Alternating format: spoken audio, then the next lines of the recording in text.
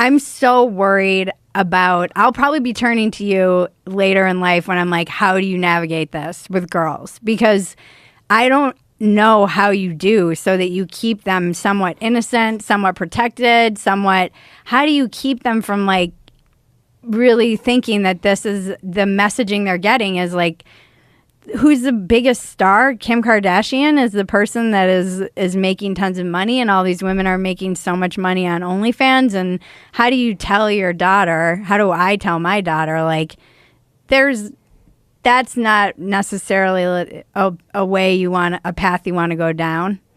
Yeah, it's very tricky because also working in an office all day doing a job you hate, being exhausted at the end of the day and being drained and making very little money is also not a path you want to go down. But that's a traditional path, right? And it's obviously, it has nothing to do with the way you look and your pictures on Instagram. Like, that's not generating you. It's not like you're a sex object that's generating you this money.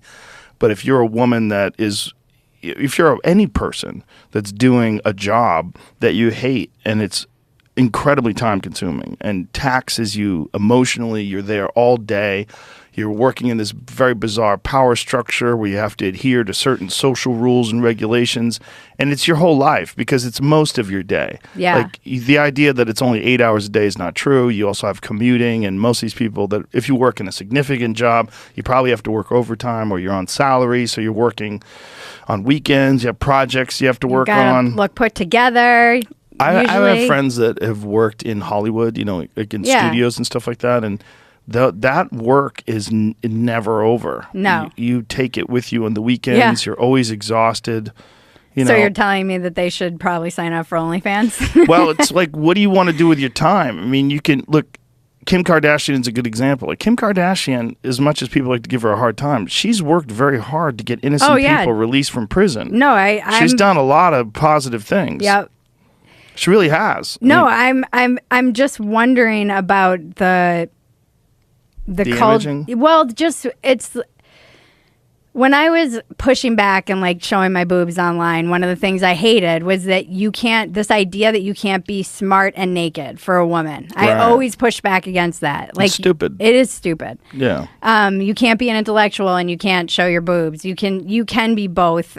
And a lot of men have pushed back and said, well, boobs are a sexual thing. It's not the same as men, and that's a whole other discussion. But I think there was a moment where I was doing a little bit of both, like boobs online and waiting tables. And there was something, waiting tables was soul crushing in a different way, but I didn't feel, there was something. You didn't feel exploited. It wasn't, I would be guilty of self-exploitation. Right.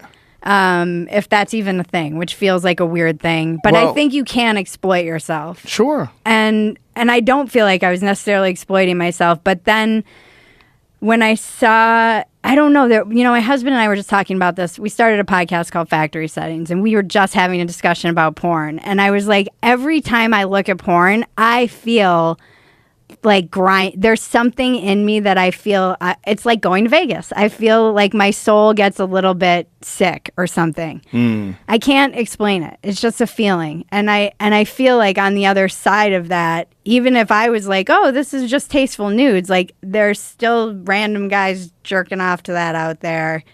And what cost does that have on my spirit? Or my soul. Isn't that weird? That's a weird thing to. It's a weird thing to even think of. Like, it's the whole porn discussion is very strange, right? Because everybody wants to have sex. People enjoy sex. It's a biological urge, but filming it and then showing it to other people is where the real problem comes in. Yeah, and there seem to be kind of grades of it. It's like what I was doing online would be like positively adorable by today's standards. It's like boobs and bum shots. You're never going to find a picture of my vajayjay out there. But isn't it funny that there's something about that, like that part, show the vagina, and then all of a sudden, like that was Hustler. Yeah. That was the thing about Playboy didn't show pussy. Yeah. You just saw like the kind of the door Yeah. to the pussy. You never got to open the door and see inside the house. The Hustler was like, let's turn all the lights on and They're like, come inside. let's see your womb. Literally. Yeah. Yeah, no, it's like I'm so thinking about all of this because I'm trying to write a book, and it's all about like I don't know how to explain my life to my daughter, and how do I have conversations with her about sex and love and marriage, and this in particular is I don't think. And then I wrote that piece that I regret being a slut, and got a lot of pushback from people. Sluts. I got a lot. But it's your personal feelings. There's nothing. How can someone give you pushback from your personal feelings of what you regret? Well, the argument is that did I regret it at the time, or am I only looking back at it and regretting it now that I'm older? But I'm like, that's both. the nature of regret. Yeah, but it's also you're not usually regretting things like in real time. But isn't that about the way society, our society, Western society, particularly American society, criticizes that? Because in European culture, sex is looked very differently than we look at it. Even in Canada, they look at sex very different than we look at it. It's not shameful for girls to engage in sex or want sex. Yeah. In a lot of countries, it's totally normal and natural. Right. And they have completely different thoughts about it. Like in some countries, they'll show porn late night on television. Right. I remember that I was watching porn. God, I forget what country it was in.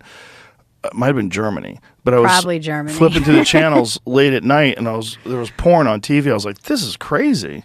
Like, this is wild. This is like regular TV, but it's normal for them, you know.